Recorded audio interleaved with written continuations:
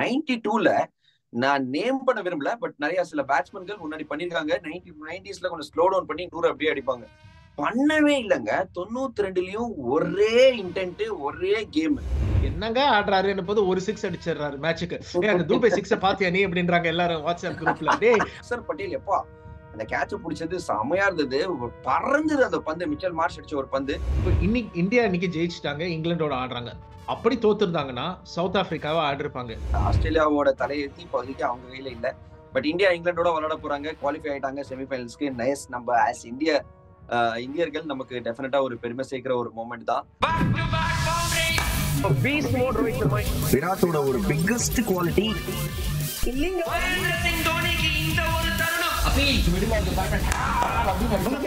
வணக்கம், welcome to cricket with Badri. வணக்கம், welcome to cricket with Badri மற்றும் எபிசோட் ஆஃப் கிரிக் டிபேட். ஒரே புதுகலம் மூஞ்சியே அப்படியே ஜொலிக்குதே. பிரியத்தமுக்கு ஒன்னும் புரியலையே. லைட் கிட்டு ஆன் ஏதாவது எக்ஸ்ட்ரா வச்சிருக்கீங்களா? இல்ல அப்படியே மூஞ்சியே அப்படியே ஜொலிக்குதா? அவங்க பிடிச்ச பிளேயர் ரோஹித் சர்மா பொழந்து எடுத்துட்டாரு. இந்தியா ஆஸ்திரேலியாவா அடிச்சிட்டாங்க, செமிஃபைனல் போயிட்டாங்க.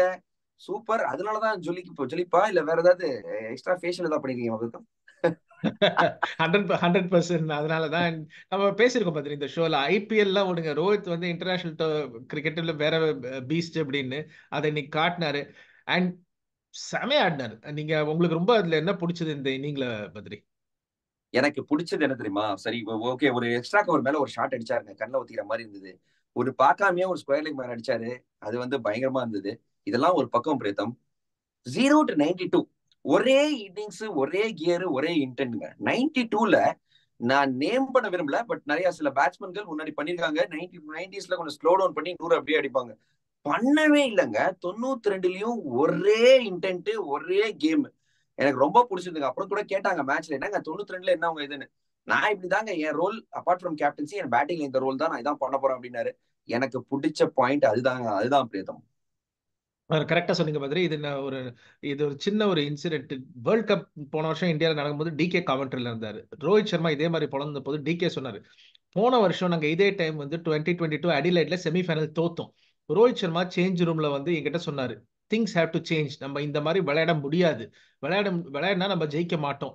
அப்போ ஆரம்பிச்சது டிரான்ஸ்ஃபர்மேஷன். அந்த வேர்ல்ட் கப் வேர்ல்ட் கப் அதே மாதிரி ஆடினார். அன்பார்ச்சுனேட்லி அந்த ஒரு ஃபைனல் அவர் கேட்ச் அந்த ஹெட் பிடிச்சாரு. பட் அதுக்கப்புறம் அவர் கேமை மாத்தவே இல்லை, அதே மாதிரி ஆடி இருக்காரு. அண்ட் மற்றவங்களும் இதே மாதிரி ஆடணும்னு எதிர்பார்க்கறாரு. அண்ட் எக்ஸாம்பிள் நீங்க சொன்னது கரெக்ட். 92ல ஆடி தேத்தி செஞ்சுரி அடிச்சிருக்கலாம். இல்ல அதே கியர், அதே டெம்போ. விராட் கோலி அவுட் ஆனாலும் அதே டெம்போ, சூர்யா அவுட் ஆனாலும் அதே டெம்போ. அது ரொம்ப ரொம்ப குரூஷியல் இந்த 200 தாண்டத்துக்கு. ஏன்னா நீங்க லேட்டர் ஆன் பாத்தீங்கன்னா அப்படியே ஸ்லோ ஆச்சு. 14.2 overs 156ல இருந்து கடைசி 6 ஓவர்ல வந்து 45-50 ரன் தான் வந்தது.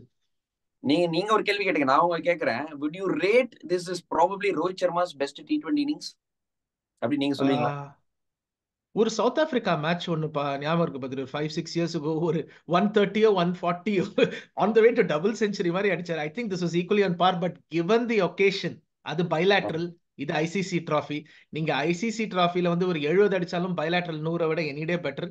Definitely best T20 international innings, அதுல டவுட்டே இல்லை. மேட்சோட வெயிட்டேஜும் அதிகம். ஆஸ்திரேலியா மஸ்ட் வின் மேட்ச் இந்தியாவுக்கு. ஸோ இந்த மாதிரி டைத்துல இந்த மாதிரி அடிக்கிறது. டாஸை வேற தோத்தாங்க. நான் நினைச்சேன் என்னங்க ஸ்டிக்கி விக்கெட்டு அப்படின்லாம் சொன்னாங்க, மழை வேற இருந்தது. பட் அதெல்லாம் வந்து எனக்கு கிடையாது, நான் வேற லெவல் பிளேயர் அப்படிங்கிற மாதிரி காமிச்சாரு ரோஹித் சர்மா. அதுக்கப்புறமா போலர்ஸ் அவங்களோட வேலையை பண்ணி முடிச்சிட்டாங்க. பட் இந்தியாவுக்கு நம்ம வந்து இப்போ இங்கிலாண்டை விளையாட போறாங்க நெக்ஸ்ட். ஸோ இன்னைக்கு ஒரு கேம் பிளான்ல விராட் கோலி ஒரு கன்சர்னா பிரேதம்? எனக்கு என்ன சொல்றதுன்னு தெரியல. இன்னைக்கு ஒரு காத்து நல்ல ஷாட் அடிச்ச மாதிரி தான் இருந்தது. காத்து அப்படியே தள்ளிச்சு பந்த, செம கேட்ச். நான் அந்த கேள்வி உங்களை கேட்கணும், நீங்க என்ன கேட்டீங்க. டெஃபினட்டா கன்சர்ன் தான். ஆனா இனிமே ஐ மீன் இப்போ நான் இதுக்கு மேல ஒன்றும் பண்ண முடியாது, ஏன்னா செமிஃபைனல் வந்தாச்சு. இப்போ நீங்க ஜெயஸ்வாலை கூட்டிட்டு வந்தா ஜெயஸ்வால் மேல அன்னெசரி ப்ரெஷருங்க. யாரை டிராப் பண்ணுவீங்க நீங்க ஜெயஸ்வால் கூட்டிட்டு வந்தா? ஏன்னா தூபே என்ன பண்றாரு, என்னங்க ஆடுறாரு போது ஒரு சிக்ஸ் அடிச்சிடுறாரு மேட்சுக்கு. அந்த தூபே சிக்ஸ பாத்தியா நீ அப்படின்றாங்க எல்லாரும் வாட்ஸ்அப் குரூப்ல. டேய் அந்த சிக்ஸ பாத்துட்டா அதுக்கப்புறம் என்னடா பண்ண, அவன் கடைசியில அவன் 28 of 23 பால்ஸ் என்னடா பண்ண. சோ நீங்க தூபே டிராப்பும் பண்ண முடியாது இப்போ. And I think Virat Kohli வந்து ஐ மீன் அவருக்கே மனசுல டெஃபினட்டா உறுத்திட்டு இருக்கும், என்ன ஃபேண்டாஸ்டிக் வின் ஆனா நம்ம கான்ட்ரிபியூட் பண்ணலையேன்னு. நான் எக்ஸ்பெக்ட் பண்றேன் விராட் கோலி செமிஃபைனல்ல ஃபயர் டெஃபினட்டா பண்ணுவாருன்னு நான் எக்ஸ்பெக்ட் பண்றேன்.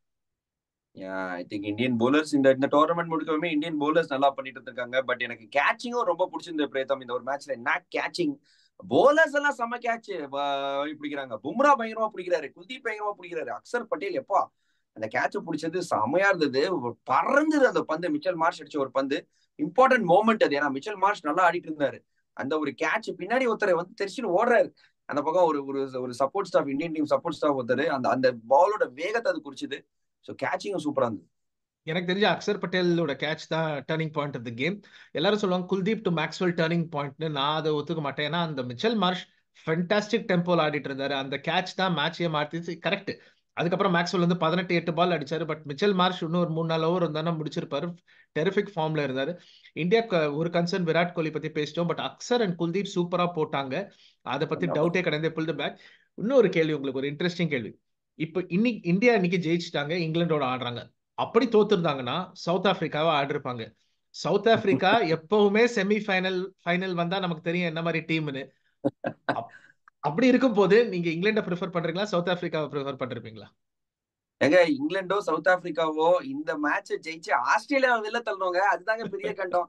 இங்கிலாந்து சவுத் ஆப்பிரிக்காவோட இந்த ஆஸ்திரேலியா தான் ஒரு வந்து நமக்கு ஒரு பயங்கர தலைவலியா இருந்திருக்காங்க. குறிப்பா இந்த வேர்ல்ட் கப் மேட்சஸ் ஃபைனல்ஸ்ல எல்லாம் வந்து பயங்கரமா தொல்லப்படுத்திருக்காங்க. ஸோ சான்ஸ் இருக்கும் போது அவங்களை நீக்கி வெளில தள்ளிடணுங்க. ஏங்க இந்த மேட்ச்ல கூட பிரேதம் என்னோட, உங்களுக்கு தான் தெரியல, என்னோட ஹார்ட் என் வாயில இருந்தது. டிராவிஸ் ஹெட் விளையாட மாட்டோம். என்னங்க அவரு வேற எப்ப பார்த்தாலும் இந்த இந்தியாவை பார்த்தாலே இந்த ஐசிசி டிராஃபினாலே பொழக்கிறாரு. World test championship final, world cup final.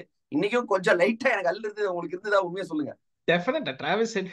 ஏங்க லெஃப்ட் ஹேண்டர்ஸுக்கும் இந்தியாவுக்கும் ஏதோ ஒரு கனெக்ஷன் இருக்கு. இதுக்கு முன்னாடி வந்து சனத் ஜெயசூர்யா, இந்தியான்னா அப்படியே ஒரு வேற லெவல்ல வருவாரு. சயீத் அன்வர், இப்போ வந்து டிராவிஸ் ஹெட். நீங்க டிராவிஸ் ஹெட் பாத்தீங்கன்னா ஆப்கானிஸ்தானோட வந்து ஃபர்ஸ்ட் ஓவர்ல போல்ட் ஆயிட்டு போனாரு.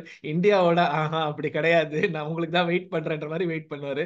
ஸோ ஒரு இப்போ இந்தியாவுக்கு ஒரு புது இது உருவாக்கு அந்த Travis head. But Travis head இருக்கிற வரைக்கும் சான்ஸ் இருந்தது ஆஸ்திரேலியாவுக்கு. அண்ட் இப்போ ஆஸ்திரேலியாவோட குவாலிஃபிகேஷன் ஆப்கானிஸ்தான் மேல டிபெண்ட் ஆக போது. அது சிரிப்பா இருக்குது நினைச்சாலே.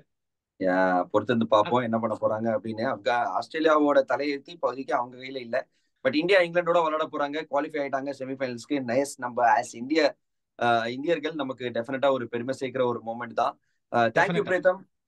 தேங்க்யூ பிரேதம் for coming on cricket with Badri. சூப்பரா இருந்தது. இந்தியா போயிட்டாங்க. ஸோ இந்த வீடியோ உங்களுக்கு பிடிச்சிருந்ததுன்னா லைக் பண்ணுங்க, ஷேர் பண்ணுங்க, மறக்காம சப்ஸ்கிரைப் பண்ணுங்க. அது மட்டும் இல்லாம பெல் ஐக்கான் அமுத்த மறந்துடாதீங்க. நாங்க என்ன வீடியோ போட்டாலும் இமீடியட்டா உங்களுக்கு ஒரு நோட்டிபிகேஷன் வரும். நிறைய கண்டென்ட் காத்துட்டு இருக்கு. India through. See you guys soon. Bye. Bye.